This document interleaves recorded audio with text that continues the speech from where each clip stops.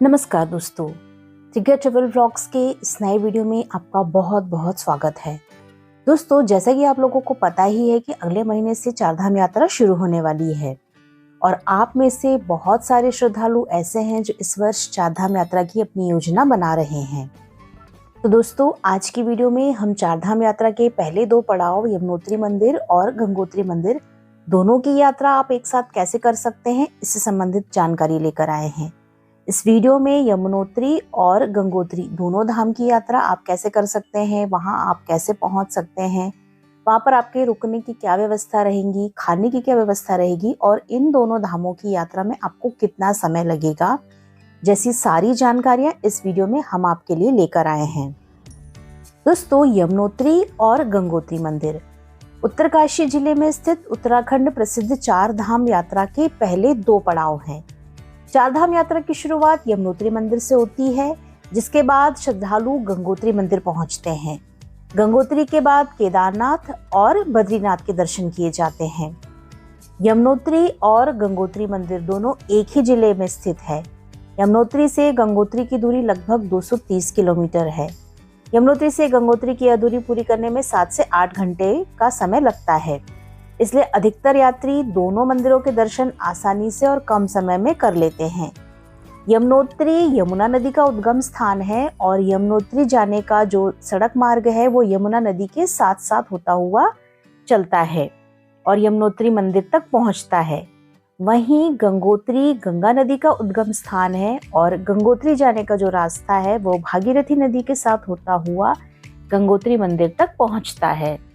तो वीडियो में सबसे पहले आपको यमुनोत्री धाम के बारे में पूरी जानकारी बताएंगे कि वहां आप कैसे पहुंच सकते हैं और हमारी यात्रा की शुरुआत हम कहां से कैसे कर सकते हैं, जैसी सारी जानकारी आपको इस वीडियो में मिल जाएगी। तो दोस्तों, इस वीडियो को अंत तक ज़रूर देखें और उसके पहले दोस्तों, यदि आपने अभी तक चैनल को सब्सक्राइब नहीं किया है, आप पहली बार चैनल पर आए हैं तो प्लीज़ इसे सब्सक्राइब कर लीजिए और नोटिफिकेशन बेल ऑन कर लीजिए। तो चलिए दोस्तों, वीडियो में आगे बढ़ते हैं। यमुनोत्री मंदिर उत्तराखंड में हिमालय की बंदरपुछ श्रेणी की तिलहटी में बसा हुआ पवित्र यमुना नदी का उद्गम स्थान है।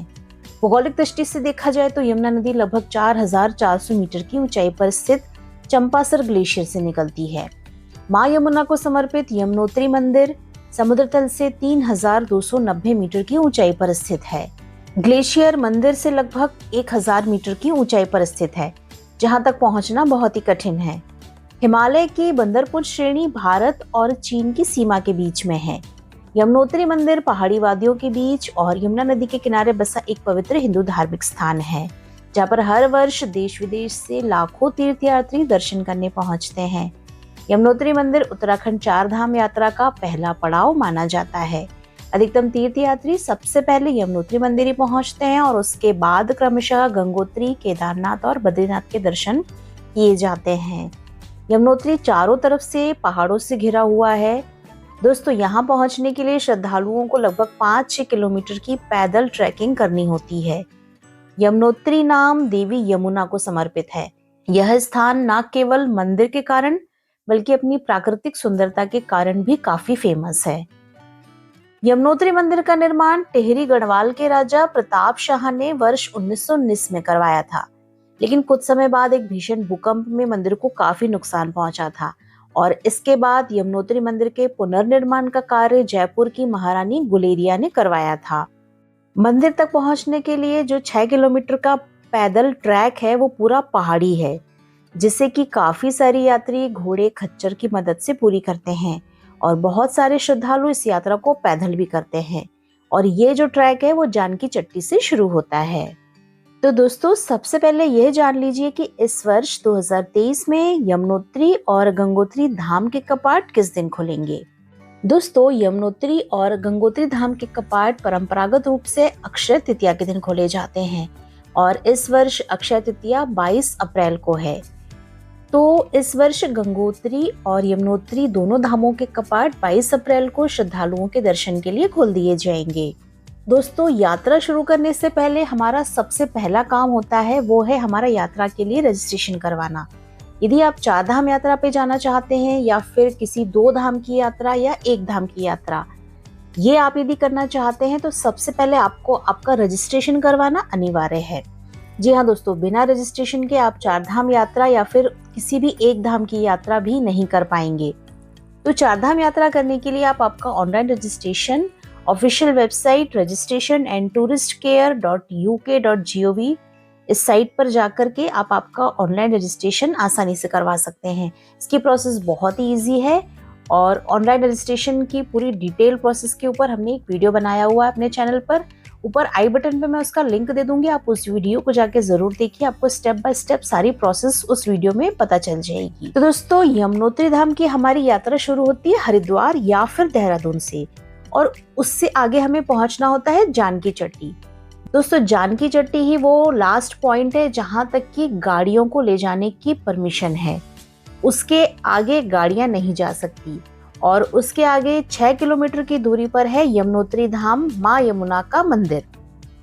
तो जानकी चट्टी से लेकर यमुनोत्री धाम का ये जो 6 किलोमीटर की दूरी है, ये हमें ट्रैकिंग करके पूरी करनी होती है।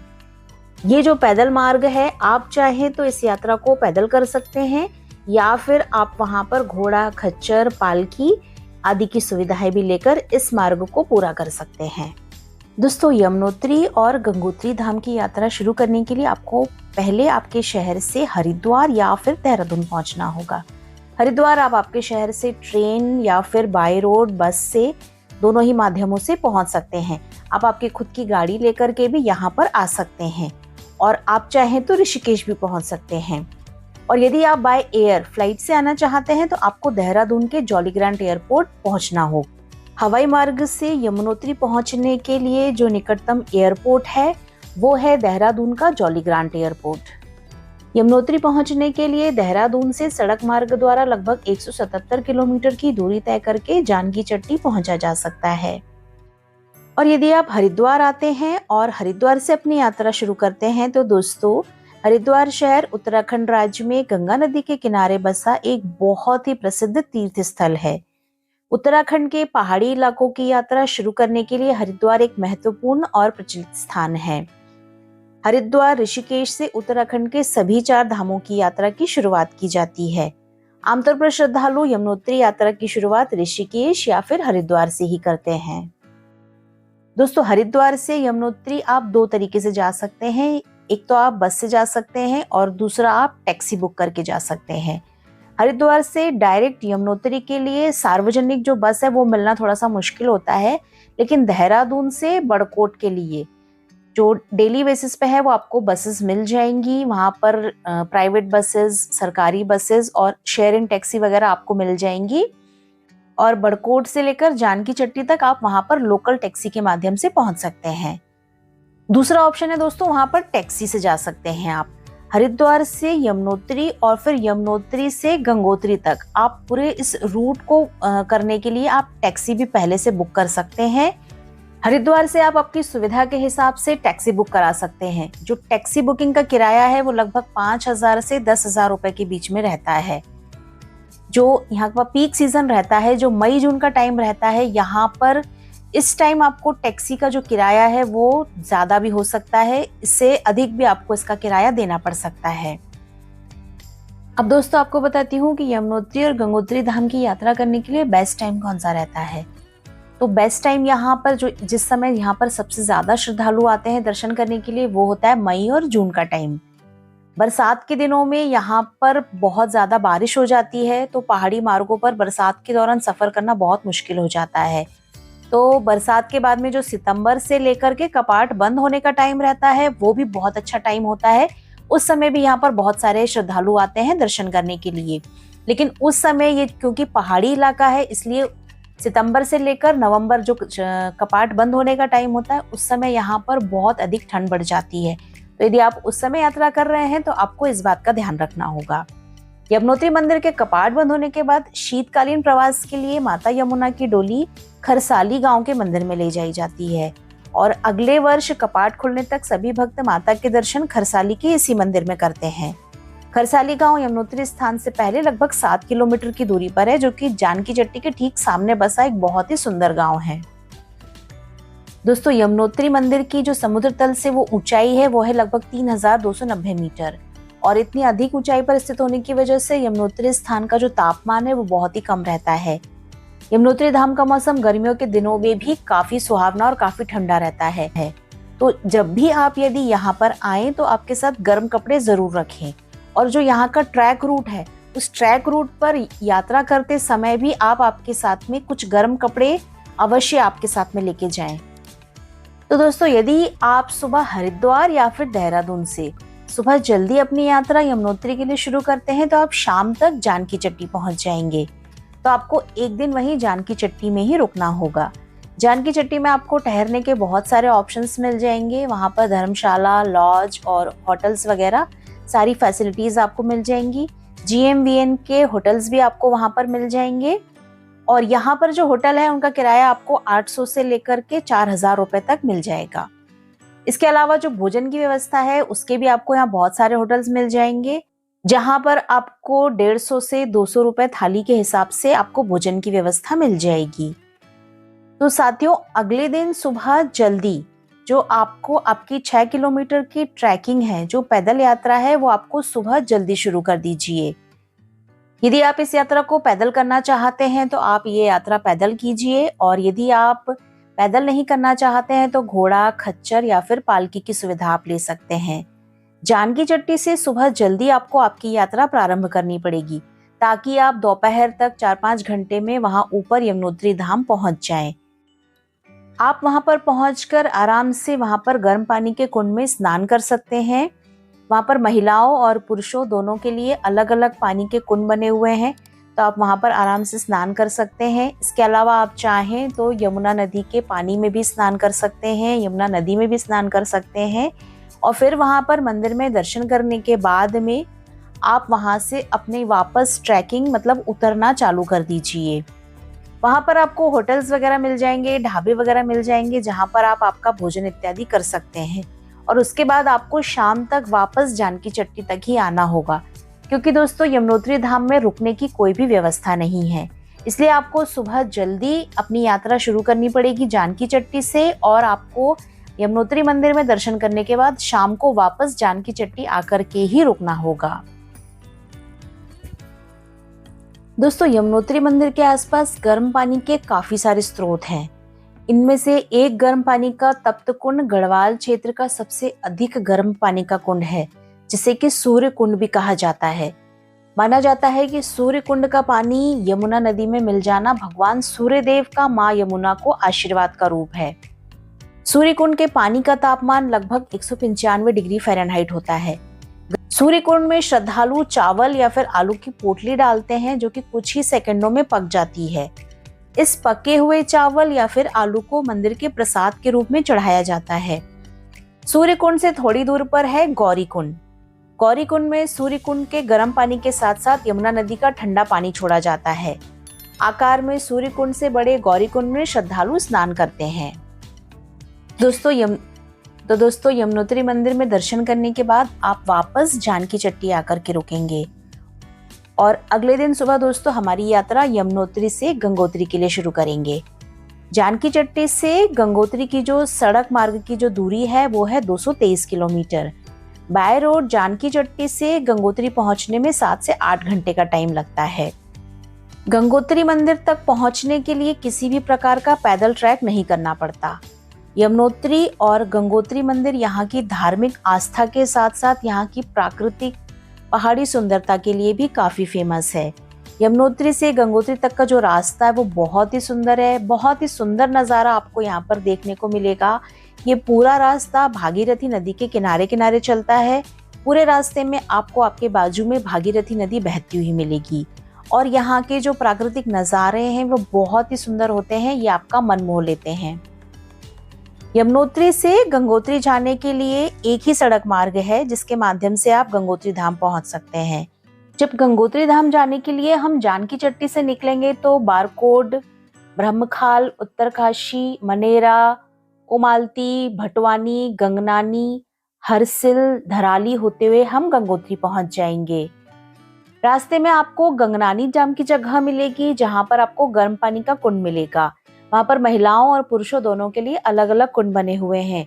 तो आप गंगनानी में गर्म पानी के कुंड में स्नान कर सकते हैं, और वहां पर स्नान करने के बाद आपकी यात्रा कंटिन्यू कर सकते हैं। यमुनोत्री से गंगोत्री की दूरी तय करते हुए आपको रास्ते में काफी अच्छे टूरिस्ट स्पॉट्स भी देखने को मिलेंगे। अगर आप यमुनोत्री से गंगोत्री जा रहे हैं तो आप बीच में इन स्थानों पर रुक सकते हैं। जैसे आपको खरादी वाटरफॉल देखने को मिलेगा, गंगनानी कुंड मिलेगा जो मैंने आपको पहले बताया। यहाँ पर यमुना नदी के किनारे स्थित इस कुंड में गंगा का पानी आता है। राड़ी टॉप मिलेगा, ये काफी ऊंचाई पर स्थित है और यहाँ पर आपको गर्मियों के दिनों में भी बर्फ देखने को मिल सकती है।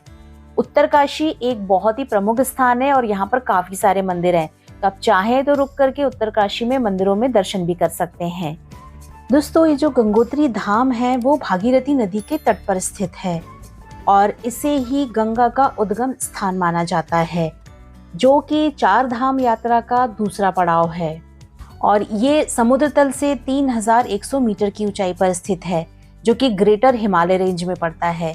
गंगोत्री तीर्थ में गंगा का उद्गम स्रोत इस स्थान से लगभग 19 किलोमीटर दूर है, जिसे कि गंगोत्री ग्लेशियर कहा जाता है और ये हिमालय का सबसे बड़ा ग्लेशियर है और अनुमान लगाया जाता है कि ये 4225 मीटर की ऊंचाई पर है।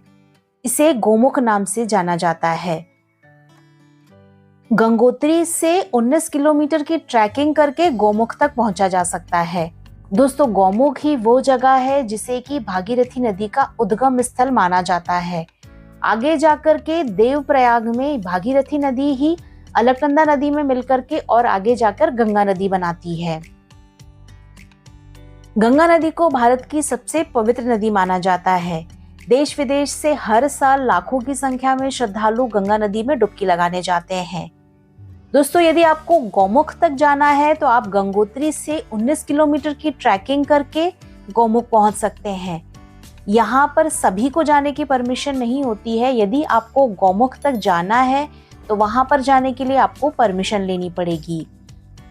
ये ट्रैक काफी कठिन है और इस ट्रैक को पूरा करने में 2 दिन लग जाते हैं। आप चाहें तो इस ट्रैक को पैदल भी पूरा कर सकते हैं और आप चाहें तो वहां पर घोड़े की सुविधा भी मिलती है, आप उसके माध्यम से भी इस ट्रैक को पूरा कर सकते हैं।